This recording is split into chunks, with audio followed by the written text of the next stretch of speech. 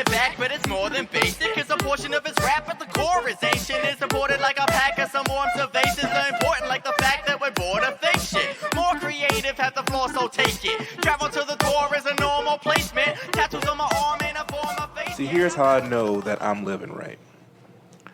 You see, the Dallas Cowboys, about a week ago, a little over a week ago, had a great opportunity to do something fantastic with their lives and beat the New England Patriots. They failed me in that task. But me being a forgiving person, I said, all right, I can understand, since there was New England Patriots they were up against, surely the Buffalo Bills will not defeat the Dallas Cowboys on a Turkey Day game. That's the Cowboys' home base. Well, my friend, the Buffalo Bills did in fact defeat the Cowboys on that Turkey Day. I was with my family at the time. They are all rabid Cowboys fans, and they were all extremely unhappy with the Dallas Cowboys. Cut to yesterday, Sunday, and the Houston Texans, my chosen team. I've been a Texans fan since their inception because I love all the Houston teams. And they were up against none other than New England Patriots. And friends of the program, my Houston Texans spanked that ass, baby. So for all you Cowboys fans out there in La La Land, suck it. And that is the end of the podcast known as Tattooed with Children. Fuck no, that's the beginning of today's podcast, motherfucker. Because you listen to Tattooed with Children. I am your host, Flavor Ray, in seat A, happy as shit. Across from me in seat B is the Dread Pirate Benjamin. And across from us both is legendary snappy dresser, CIO No Pain. Fellas. Did y'all get a picture of this snazzy dress here? I haven't, but I'm about to. It's going to go up on the stories. Oh, yeah, it is. It's going up. We read it. We here. We long way. The Houston Texans fucking crushed the New England Patriots last night. Yo. It was one of the most beautiful games I've ever seen. It was so fucking dope. Guys, you got to understand something. Every year, the Houston Texans come out real strong. They look real good. And then J.J. Watt gets hurt. And that's the end of the season. Like, it's pretty much how it goes every year. This time they came out real strong. They look real good. J.J. Watt got hurt. And now they're 8-4 after whooping the fuck out of the New England Patriots. And this wasn't one of those Patriots, oh, we're going to be experimental and try some different plays here games. No. They were after this game. This wasn't their second string. Offensive and defensive lines. Yeah, this wasn't the second string. This was the first. This was the A game. The beauty of the game, though, is that they're still 10-2. Yeah, they're still 10-2. I fucking hate the Patriots so much. They're not going anywhere. If Tom Brady walked out to get his paper this morning, slipped on the ice, fell down his stairs, and broke both of his legs in front of his children, I still wouldn't be happy about it. No, I wouldn't be happy about it because I don't hate Tom Brady that way. Oh, I don't hate Tom Brady, but I wouldn't be happy about it. He just wouldn't have broken his face. I don't hate the man. I just sincerely dislike him. Jesus said, and I listened to Jesus, love your enemies. Right. And so I do attempt to love Tom Brady. But that has nothing to do with if his face got broken. Tom Brady. How on earth can you be enemies with Tom Brady? I'm not enemies with him. Tom Brady is not on your enemies list. It can't be a true thing. You're too far apart. The ground is too disparate. I don't know. I think we'd be friends. I think we could have a beer. Yeah, you could. Yeah, you could have a beer. We're both extremely good looking. I know for a fact. I could be friends with Tom Brady. We're both a long way below the belt buckle. I wouldn't say that about Tom Brady. But he did Continue do your that story. thing. My favorite thing about Tom Brady is that clip of him golfing with his kids. Yeah. He shanks one. He goes, fucking hell. Oh, sorry, kids. Sorry about that. Sorry, boys. My favorite thing about that game last night had nothing to do with the game. What was your favorite thing about that game? It was how dejected he looked on the bench every time they went to him. It made me so happy. But here's the thing where he's so dejected by it because he realizes this year for the first time is that he's old. Yeah. He hasn't felt it until this year. Right. And they all have that moment when they know that they can't do it another year. Okay, secondary favorite thing. Houston coaches actually did something right yesterday. Okay. And one of the announcers that's not stupid, one of the announcers that's not named Chris, mentioned it. Yeah. I speak, of course, of Chris Collinsworth. Chris Collinsworth, who is not great. And his bed buddy, Booger, whatever the fuck his name is. McFarland? Yeah, he played in the NFL for 12 minutes and apparently is an announcer now. But anyway, the Houston Texans coaching saw how many screen passes that the New England Patriots were running out of the backfield. So they got an answer to it. And they put the fastest cornerback in the secondary on the running back, which I don't think any NFL team has done in the last 5 years. And what's so crazy about that is this New England Patriots have been doing that for years. So the years. Right. So the Houston Texans take their fastest defender and they put him on the running back and completely shut Brady down for his checkdowns. It was fucking brilliant. It made me so happy.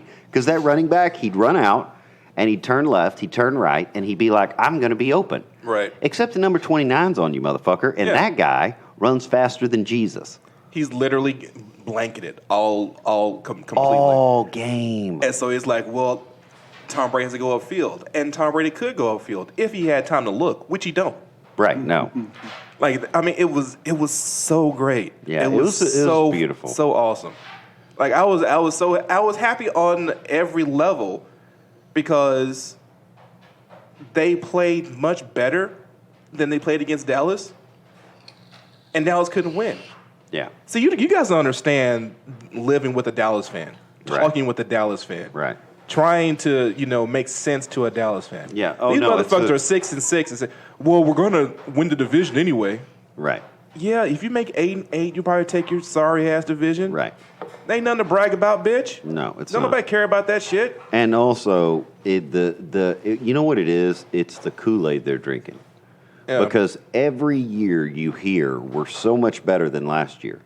Right. Now, see, I'm a Dallas fan, okay? Mm-hmm. But you've also heard how happy I was about the game last night. Right. But you've heard how happy I was, not only because I'm a Houston fan, but how smart it was. Right. And what I hate about Dallas fans is how stupid they are. Right. Okay? And they'll be like, no, we're going to win the division, and we're probably going to do pretty well in the playoffs, Ed. It's like every Dallas fan has to use their Dave Chappelle white voice. Right. Because what they're saying is so catastrophically a lie that animals don't even believe it. I mean, I love it when they're like, well, now somebody's going to get fired. Someone's going to get fired this weekend. Ain't nobody getting fired. Ain't nobody getting fired. You realize that this dude, your coach married the owner's daughter? Did he?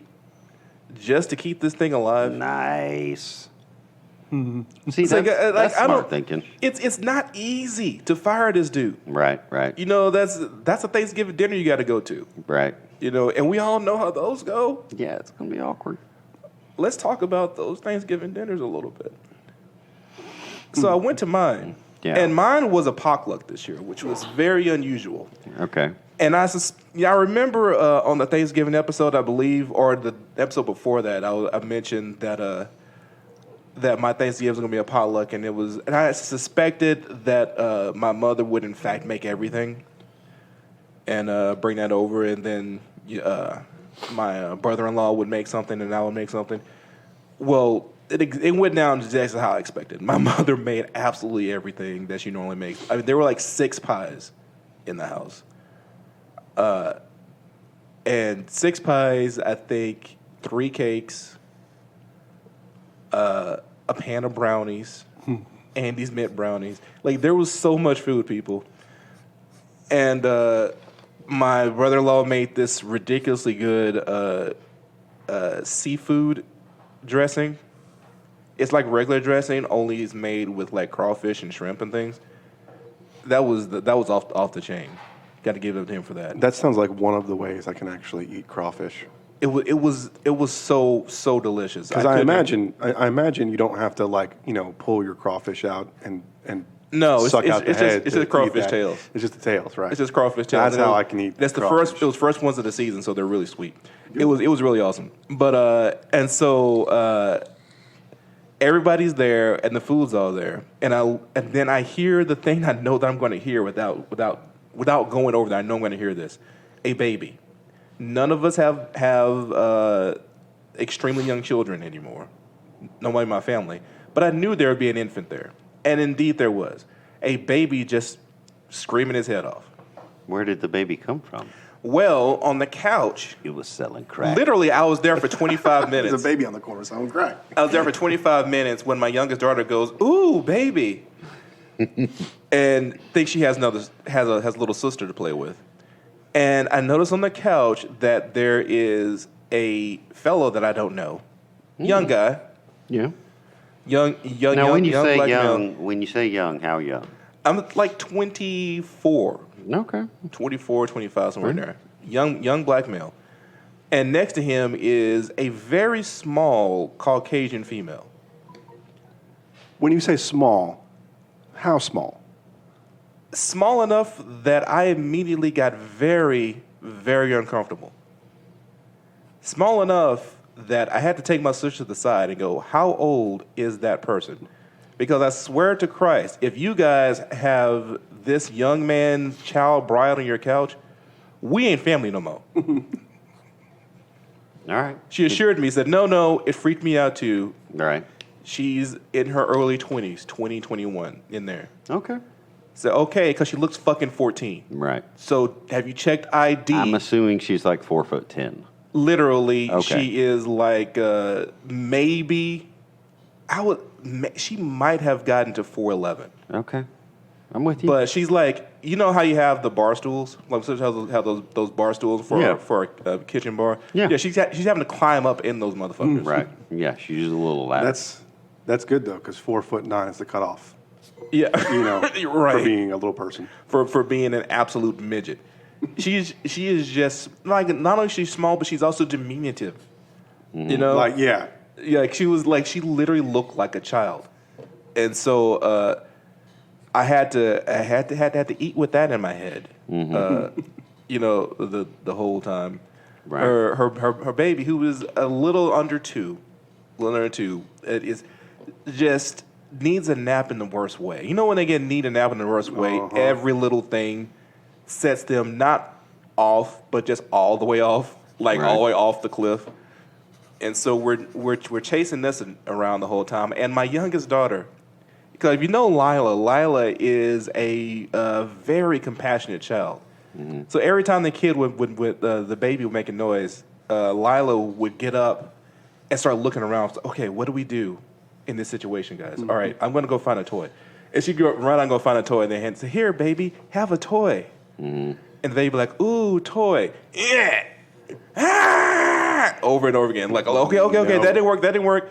And she's 3, and she just scrambled looking for, like, I got to find a way to shut this thing up. Right. like literally. It's like, dude, this thing has to shut the fuck up right now. Yeah, but it's a game at that point. Like, when you're 3 and you're around a baby, you're like, this is a dope game. Yeah, it is. I love this game. It is. Like, she was having fun. She was having fun trying to figure out the puzzle here.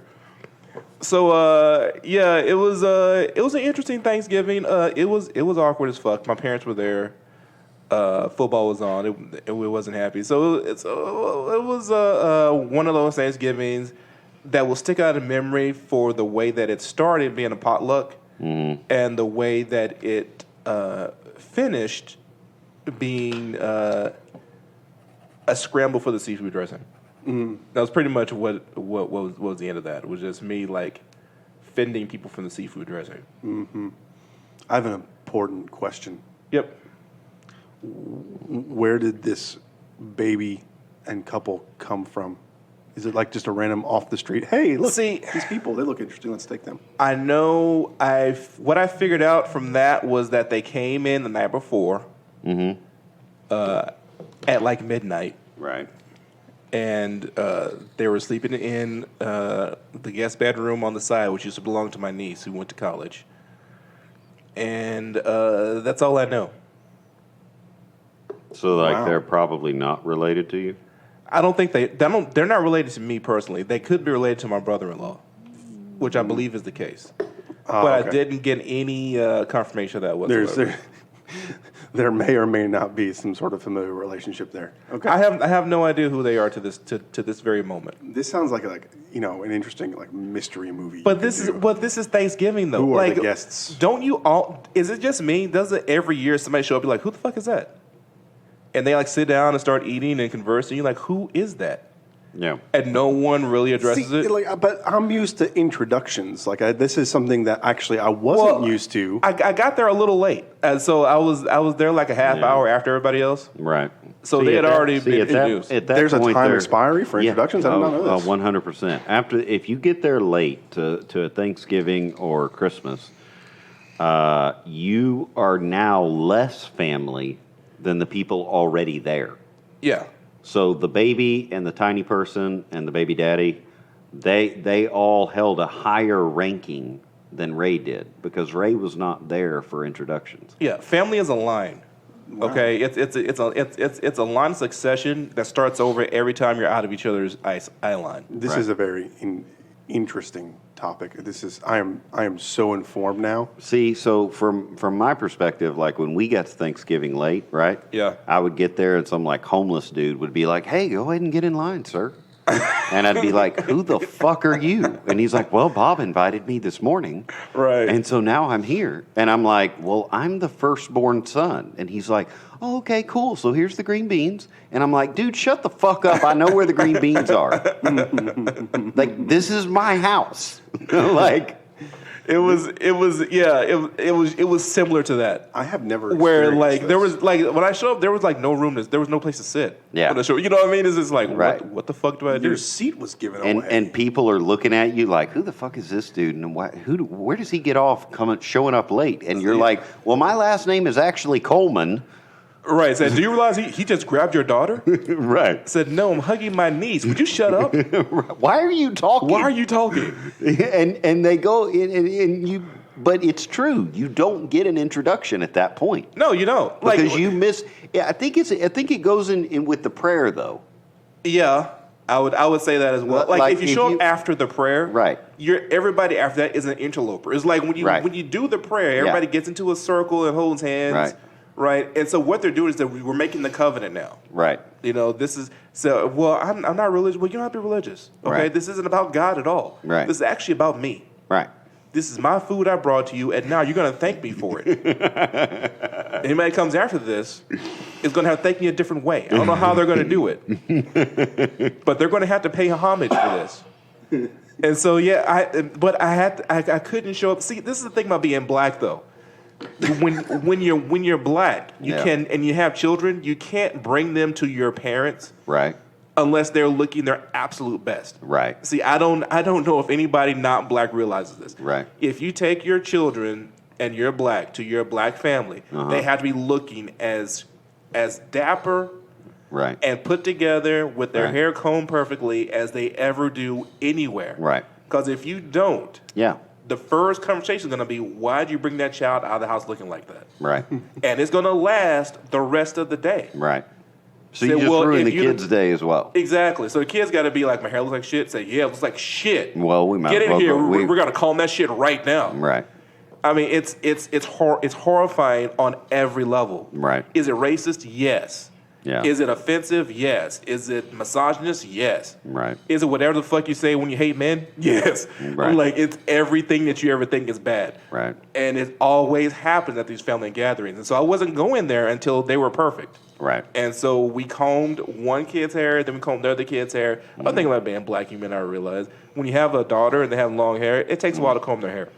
Okay, so one thing I've been wondering, and I'm glad you're here and you're talking about being black. Yeah. Do people from a more culturally dark background use the term black sheep? Because that's a big. This is the greatest question in the history of this podcast. Because this is like a really important thing to me. Because like in our family, so in other words, when I show up after the prayer, you'll hear in the room like, "Oh, he must be the black sheep of the family." Right. You know what I'm saying? Yeah. But do black people use that, or is it like, "Oh, he must be the white sheep of the family"? This is an extremely important question, and we're going to get to it as soon as we get back off this break.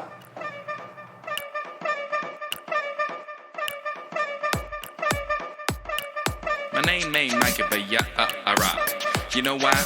Because I don't give a fuck. And you're back with Tattoo with Children, our Thanksgiving wrap-up show. When we went on break, Ben asked a question. The most important question in the history of this podcast. Maybe our most important question. He asked, do black people use the term black sheep? Or do we separate that term out and replace it with white sheep since we're black? And this brings up a very important aspect of not just black culture, but about American culture. Something that is that always bothered me as well when I was a kid. Like I always heard black is beautiful, but they would also say things like, "Well, don't drink coffee." It's like, why not? Well, coffee makes you black. So no, I believe my dad's ball sack made me black. What? Wait, what? But yeah, Yeah, no. I've never heard that before. You've never heard that? Coffee stunts your growth. No, coffee makes you black. Coffee makes you black. Okay, that may be a Southern thing. Yeah, that's a Southern thing. I think that's a So Southern they don't thing. tell you that I mean, that makes sense as a Southern thing. Yeah. No, they don't. No, there's a lot of things they didn't tell Mike. We're going to get into that on another podcast. Okay, that'll be another one. Yeah. That's so fascinating. I didn't even realize that wasn't a thing. But no, they would tell you that coffee makes you black. It is like, why wouldn't I want to be black if black is beautiful? So, or they would make fun of extremely dark skinned black people. And we all know, as blacks in American culture, light skinned black people are considered to be more beautiful in general. The lighter you are, the more beautiful you are. And so that's a thing that we've always had to live with, where black was both good and bad. Good if it's you. Bad if it's anybody else. So, do we use the term black sheep? No, we don't use that particular term, black sheep, but we wouldn't replace it with the term white sheep because that would also be good. Well, another reason I asked this is the Black Sheep Squadron. Right. Which you're familiar with. I am. A lot of people are not familiar with it if they're not history buffs. But were they a fan of old-timey television? There was a whole show. Well, of course there was a show, but there was only a show because there were actually a bunch of badass motherfuckers flying around the Pacific, goddamn Pacific, theater. Yeah. Tearing shit up like nobody's business. Yeah, they were fucking up the Japanese back then. Pappy Boyington was the leader of the Black Sheep Squadron. And they were called the Black Sheep Squadron because they didn't follow all the rules all the time per se, but they did get the job done, and so they were kind of that family member that you didn't talk about too often, but he came to all your functions. So yeah, they were kind of the black sheep of the Navy Air Corps time. They were Navy, right? I don't remember. I think they were Navy. World War II? Yeah. Yeah, it would have been Navy for sure because the Air Force didn't actually exist. Yeah. I thought they might have been Marines, but I think they were Navy. Yeah. Well, and then the Marines are, while a separate division, also associated heavily with the Navy. Yeah. So don't tell them that, please. We don't need any more problems in 2019. That is true. They definitely don't want to be associated with those faggoty white uniforms. Yeah. Now it's like 12 minutes into the podcast, and we've used almost our allotted number of words we can't use. I feel like I got one more in me. I think you knew which one it is. So, so to continue with what I was saying. So, in as Black Americans, like consider this. Like, have some compassion for me, okay, white America. I'm a black man, but black is almost universally considered a bad thing. You know, you got a black heart, you got black sheeps, you got blackout when the lights go out. It's a blackout and everything's going badly. Like, everything black is always considered negative. But I had to somehow get through my entire adolescence with confidence, with my head held high, because I had to become a appropriately proud American and an appropriately proud Texan, which I don't know if you guys know anything about Texans, but we got a lot of fucking pride. And I had to have more pride than most Texans because of how long my family's been here. We have literally traced my roots back almost to the Revolutionary War. Like, we were almost here before the Indians. Before there were Texans? Before there were Texans. Nice. There were Colemans. We weren't called Colemans. That is not true of my people. Yeah. My people have been here for like 15 minutes. Right. And we're not entirely sure how we got here. We tried to trace our roots back, right? Uh-huh. And it went back to like 1938. 1930. You know what I'm saying? Yeah, and after that, we lost the trail. Right. And somehow it went directly from there. See, out of kindness, I waited for you to swallow that sip of coffee. It went somehow directly from there to Germany and picked up in like 1487 or some shit. So there's like a small window from 1487 to 1938. So somewhere around 400 years, 500 years. Yeah, where we have no Harbuck fucking history. Clue what the fuck happened. So I'm thinking there's a crime that happened there. I'm thinking there's probably a lot of crimes. Somebody stole a pig and had to leave Europe. Right. Ended up like literally in an Indian tribe somewhere in upper Massachusetts. Probably, yes. That probably seems accurate. Maybe part of the first Thanksgiving. Maybe part of the first Thanksgiving. It could have been. But on the other side, they were one of the Indians. We were the guys standing in the woods with the long spears going, we're about to eat good. It's appropriately Harbuck that they would be on the Indian side. Yeah, I love that idea. But here's the weird thing, is when you go back, when you get back far enough, okay, there's this dude named Edvard. Edvard with a V. I love that name. Yeah, I know. It's an incredible sounding name. Edvard. And the latter part of his name is Grieg, which is not spelled at all correctly. But he wrote this piano piece called In the Hall of the Mountain King. You may have heard it. I remember that one. Yeah, it's a great one. Okay, I'm related to that motherfucker. Incredible. So apparently my people went from fucking around on the piano in the Hall of the Mountain King to playing in the woods. The woods of East Texas. Right. We're not exactly sure how that happened. And by the way, Ben's family, I don't know if you know this, is incredibly musically talented. Incredibly goes a little far. Your sister. I look good holding a guitar. Your sister teaches music to the owners of the world. That's true. My sister is teaching the Russians how to play piano. The Russians, they practically invented the goddamn thing, and she teach them how to play it. Yeah. The Harbucks are good, man. I mean, they didn't know what they're doing. Like, I've done drum circles, right? And I'm gonna play the drums, right. But I felt like I could because I was next to a Harbuck. Right. We do have a lot of fun at drum circles. Yeah. We're pretty sure that we can summon something with drums. I honestly believe that one of the things that every male should do once in their life is have a Harbuck drum circle moment. Because it really does kind of, the beat sort of starts going lower and lower and lower the longer you go, until eventually, like, man, my balls are tingling. Right, yeah.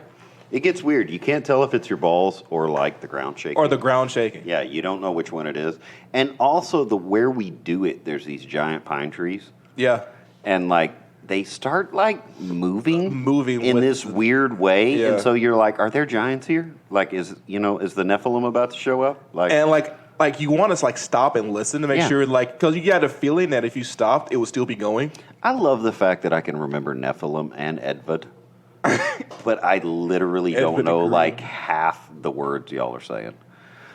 Okay, so we got to move on. We got to get to our next break. Well, we've only gotten to my Thanksgiving. Like that was, and it was only one part with Thanksgiving. That's really the only part I'm going to talk about. The rest of it was too horrible to mention. Yeah, don't mention it, and we'll get to that directly. But I need Mike to look up a term for me because I heard a term this weekend and I don't know what it means. Okay, let's pull it up. What term is it? Okay, and it's just I haven't heard it used in common culture. Okay, so it's going Dutch. Well, I'll do that for you in just a little bit. Going Dutch, and we will get to that well-known term, which everybody who listens to this already knows what it means. We'll get to that in just a little bit after this break. Doesn't matter if you're cooler. Quite president lose the box. Doesn't matter if you're cooler. We're back with Tattoo with Children. Ben just asked the definition of a well-known phrase. I believe that definition has been procured by our chief intelligence officer, Mike. Going Dutch is a term that indicates that each person participating in a paid activity covers their own expenses, rather than any one person in the group defraying the cost for the entire group. So, in terms of, like, say you're going on a date, okay, then that means that everyone on the date, you and your significant other, would pay for your own food. And that's a well-known going Dutch. That's the term that you use when you I don't know why when you're paying for your own shit. Yeah, I'm assuming that. Is there an origin story? What's the etymology of the word? I'm assuming it's because it's not. The origin term probably has something to do with the Dutch East India Company fucking the world. Yeah, and saying probably that, so. Pay us or go to hell. Is that it? So,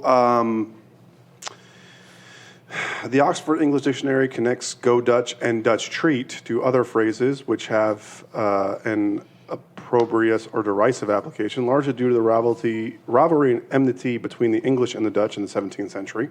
So I was right. Okay. The period of the Anglo-Dutch Wars. Another example is Dutch courage.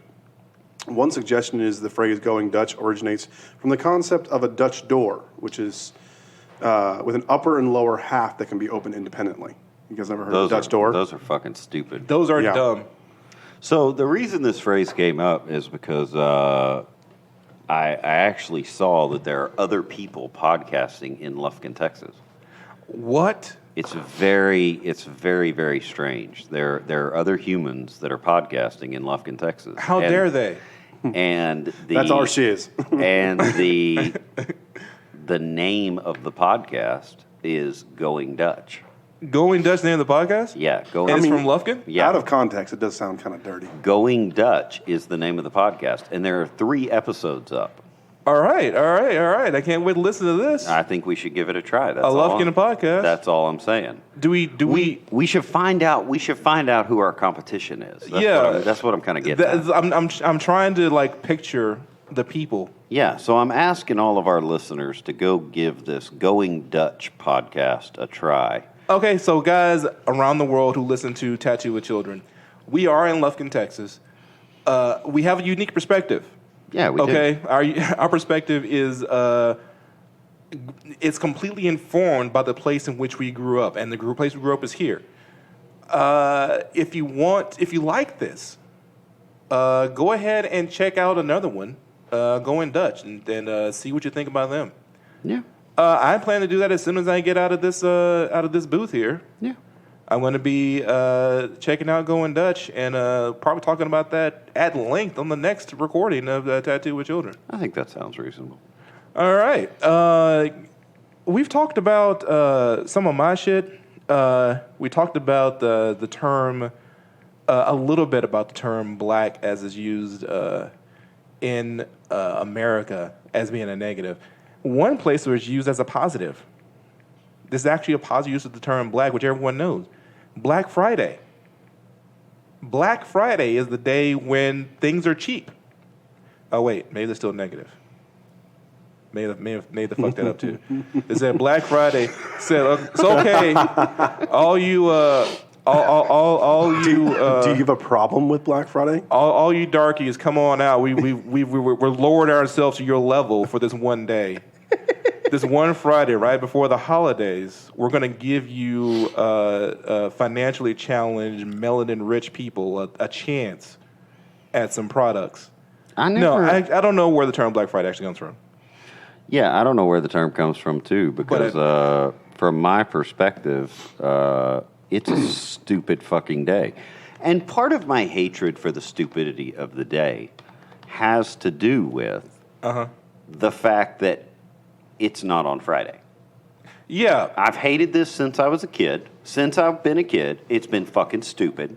And I hated it since then, and I hate it fucking now. Like, the term Black Friday, like, I say it's positive. It's really not positive at all, because Black Friday is not a positive day. Black Friday is the day when literally you are enemies with not only your enemies, but with also your friends.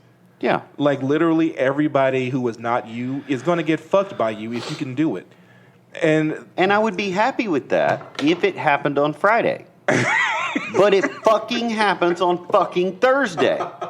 So why don't we just be honest and call it fucking Black Thursday? Because Black Thursday is Thanksgiving. You can't rename Thanksgiving for retail, Ben. That's wrong. I think you can. I think when you start out a day with a lie, it's going to be a horrible fucking day. Well, it's in defense for the retailers. I believe it started out on a Friday, but what happened was they could not fit in all the people, and so they were having riots every year. So they just said, "Okay, we'll start a little bit earlier." And so I remember when Black Friday started at midnight on Thanksgiving. They're like, you know what? It's a midnight sale, midnight doorbuster, shit like that. And then that got to be too crazy, and so they said, "Okay, we'll start Thursday morning, like 3 a.m." And it gradually creeped up until now. It starts at like 4 o'clock in the afternoon on Thanksgiving, and it lasts until December the 3rd. Yeah, I mean, it's really kind of retarded, the entire concept of Black Friday now. But we still do it, you know. Like, we do it every year. I have not participated in Black Friday since my kids were born. And I ended up participating this year by accident. How you did that by accident? Well, I needed to have a conversation with my sister. And my sister, who is an avid Black Fridayer, needed to get to a sale. And so I just rode with my sister in the middle of lunch, dinner, Thanksgiving. I went with her to GameStop in order to have a conversation with her. And we ended up getting, there was a sale at GameStop for the Nintendo Switch. And her son wants a Nintendo Switch, and my daughter also wanted a Nintendo Switch. And it's a good idea for them each to have one. Because the Nintendo Switch, that's the system that's the game system that is a console system to keep in your house, but you can also carry it with you. And so if they each have one, then they can play group games together on their own system. Okay. Which is, I mean, it's a fucking fantastic concept. Nintendo knocked it out of the park again. But I went there, and this is not my finest moment, I will admit. I go to the GameStop, and I'm in line, and I notice that there's a sale for the PlayStation 4, where they'll give you the system, the PlayStation 4 system, and 3 games for $200. Wow. And the 3 games that they're selling are literally the 3 of the best games on the planet right now. Like, literally, it was a sale made in heaven, almost specifically for me. And I consulted with my significant other because I didn't want to do something so heinous as go to a store for my daughter and buy something for myself and not like get my daughter anything. Right. And my wife informed me via text, she'll make do. She'll figure it out. get the PlayStation 4. So I got the PlayStation 4. I'm going to give it to my daughter for her birthday, but it's not for her at all. Like, as soon as she opens it up, she's going to realize that this is a gift from me. She's not stupid. My daughter's very intelligent. This is not going to go get over on her at all. But she does like to play games with me, so I'm thinking she'll be okay with it. Maybe I can get her a Nintendo Switch for Christmas if I move some stuff around. Right. And I'm going to try and figure that part out. But going to a store with the intention of getting something for my daughter for her birthday, Christmas present, and then buying something for myself instead is probably the worst thing I've done in quite a long time. Right. That's just a little confession, a Black Friday confession from Flavor Ray here, guys. I'm a terrible person sometimes. I think that the origin story of the term Black Friday would be interesting to you because it follows the same exact thing we were talking about with Thanksgiving, where the accepted story and the real story don't quite match up. They don't quite match up. All right, go ahead. Give me the accepted story. The accepted story, the accepted concept of Black Friday is that the reason they call it Black Friday is because this is the day of the year that all these retail stores go into the black, which from an accounting perspective is a positive thing, right? Right, yeah. If you're into the red ink means you're losing money. The black ink means you're making money. Correct. Okay. However, the term Black Friday was first used on September 24th, 1869, when two investors, Jay Gould and Jim Fisk, drove up the price of gold and caused a crash in the stock market that day. Okay? Okay. The stock market dropped 20%, foreign trade stopped, and farmers suffered a 50% dip in wheat and corn harvest value. Okay? Wow. What year was this? 1869. Yeah, no one cares. Two guys fucked the entire market. Philadelphia police used the term Black Friday, okay, because of how bad it was, to refer to the day between Thanksgiving and the Army-Navy game, okay? That's fantastic. Where huge crowds of shoppers and tourists went to the city in Philly, and the cops had to work super long hours to control the crowds. To control the crowds and traffic because before the Army-Navy game. That is so dope. So, yes, it was about black people is what it was about. It was about controlling Philadelphia, man. Black people in Philadelphia. Thank you, Mike, for restoring my faith in my own thinking. Because that's exactly what I thought it was. America, we're at some point, America, we're going to have this conversation about black and white. About why it is and what we do it from here. I'm not even saying that we should change it. Like, I'm not going to go that far without a conversation and say that it should be changed. But I will say I knew that it was a racist term just because it had the word black in it. And we're in America. We can't use the word black in America without it being racist. Like, dude, you can say that black pens are racist. Say what? How come everybody's always using up all the ink out the black pens? What about the red pens over there? Can't they get some? Like, we could, guys. Not having a conversation means that all perspectives are completely valid, and that simply isn't true. It's just not an actual thing. Once you have the conversation, we can figure out what's real and what's not. That's the reason why I'm having the conversation. Speaking of conversation. I really want to know what happened on you guys at Thanksgiving. Like, if you have, if was it par for the course? Did something odd happen? This is Thanksgiving wrap, but we've only talked about me. Like, there was some shit that you guys went through as well. I'm sure, because everybody goes through something. Anybody have anything they would like to share with the group? I mean, my day was pretty normal. We had my parents. We had my parents' Thanksgiving at lunch. So generally, the kids and I will go over to that.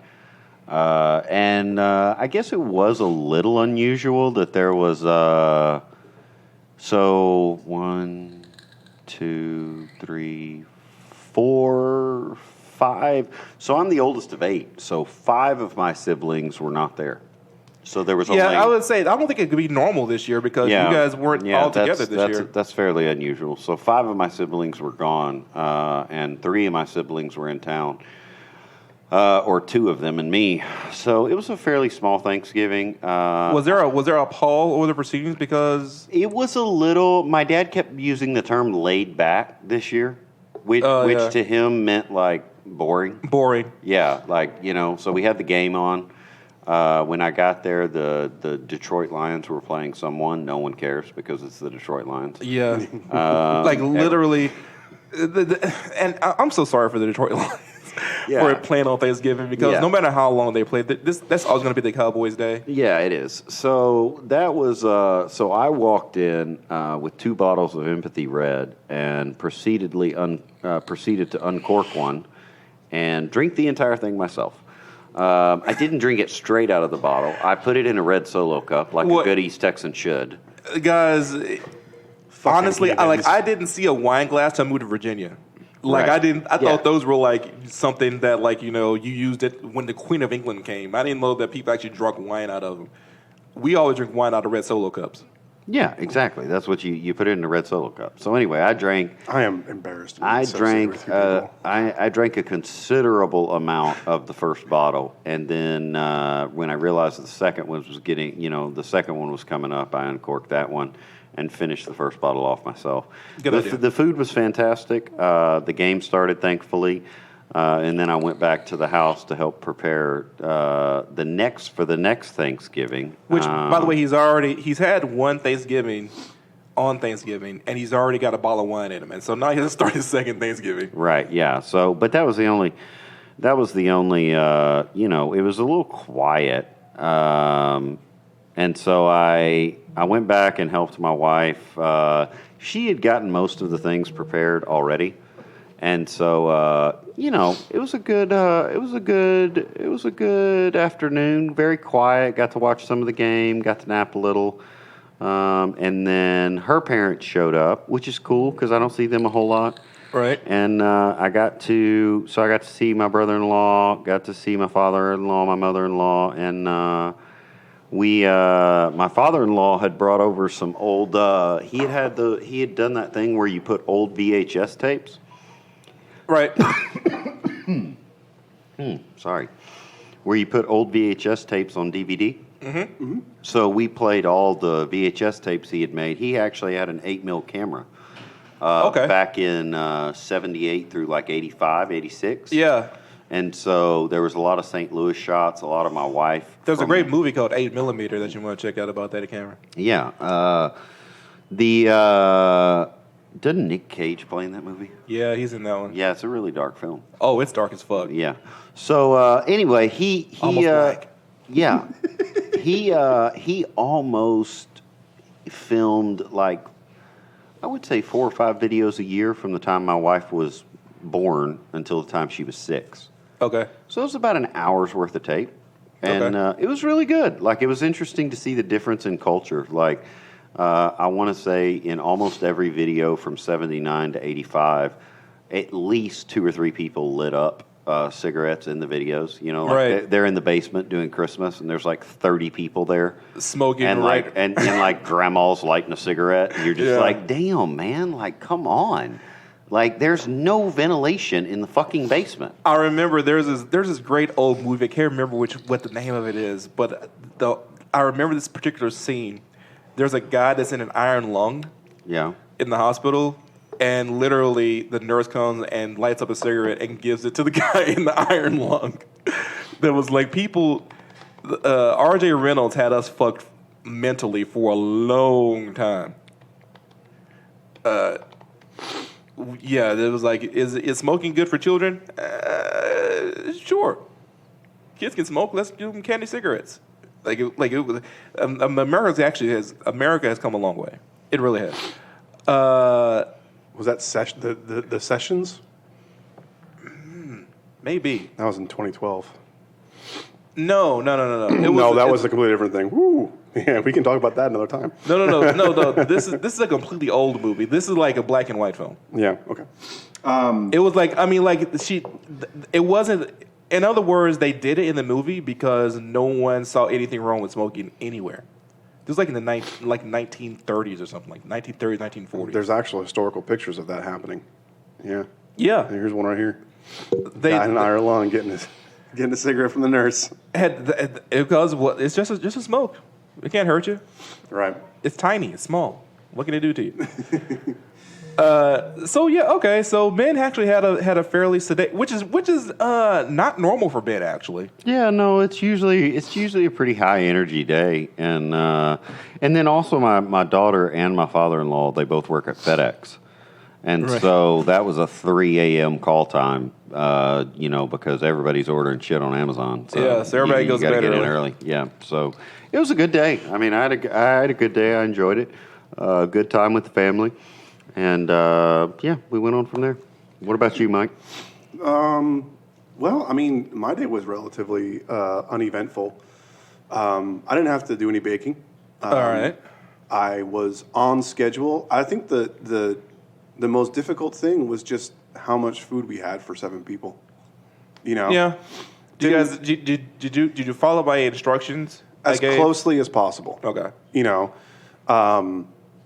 We actually didn't have a frozen turkey. We went with a fresh.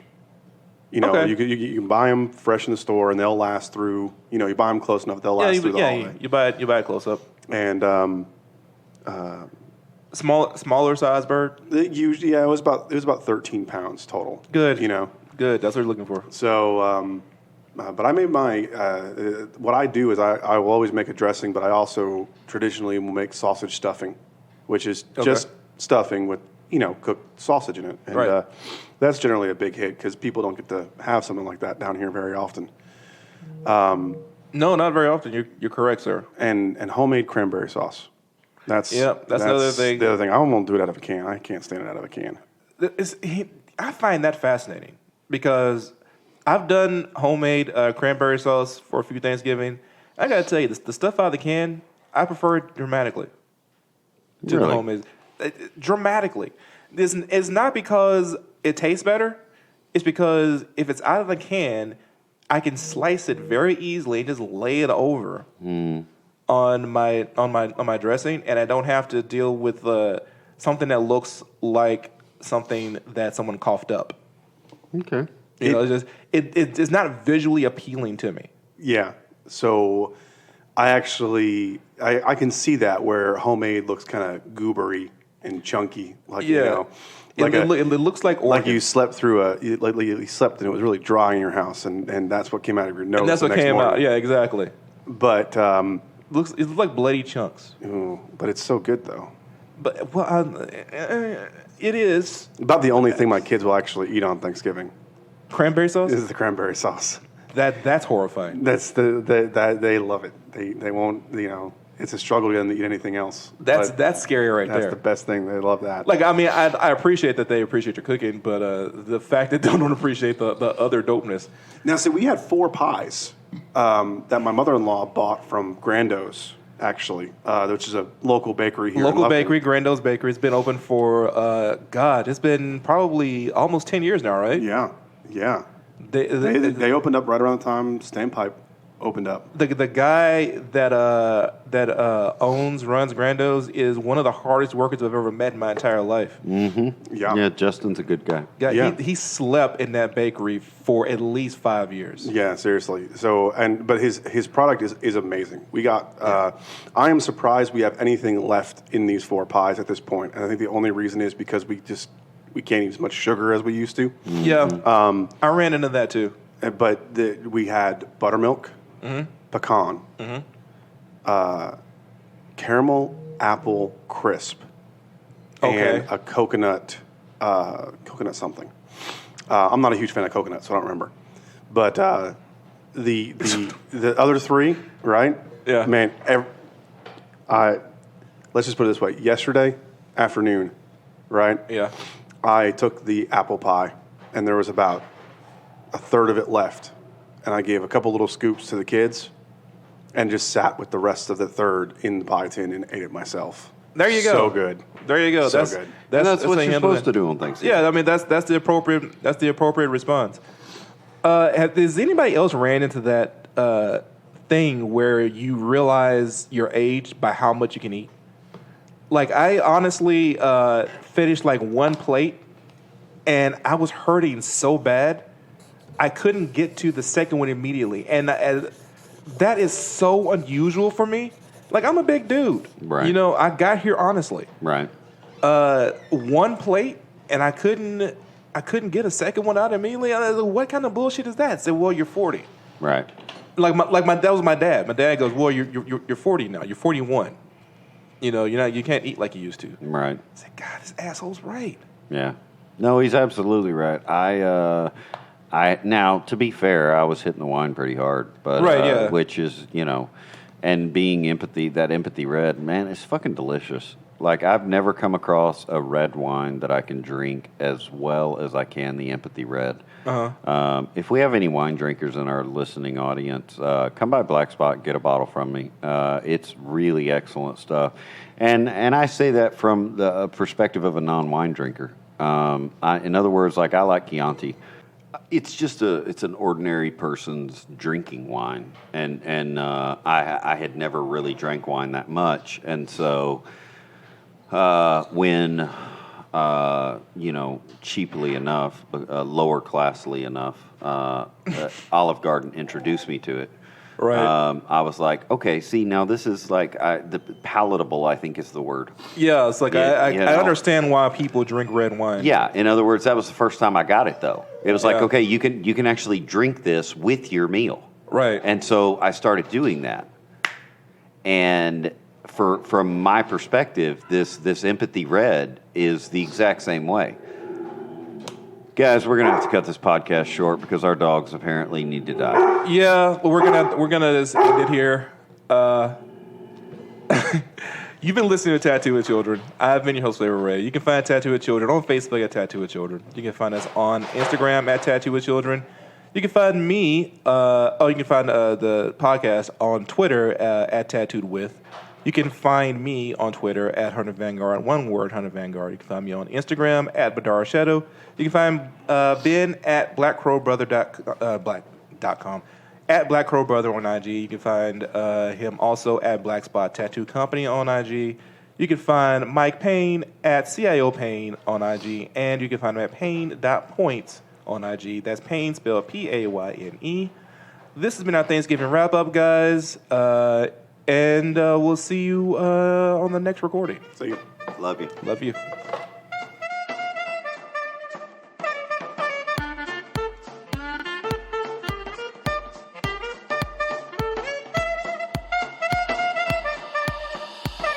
We were born to bring it back, but it's more than basic. It's a portion of his rap at the core is ancient. It's imported like a pack of some more observations are important, like the fact that we're bored of fake shit. More creative, have the floor, so take it. Travel to the core is a normal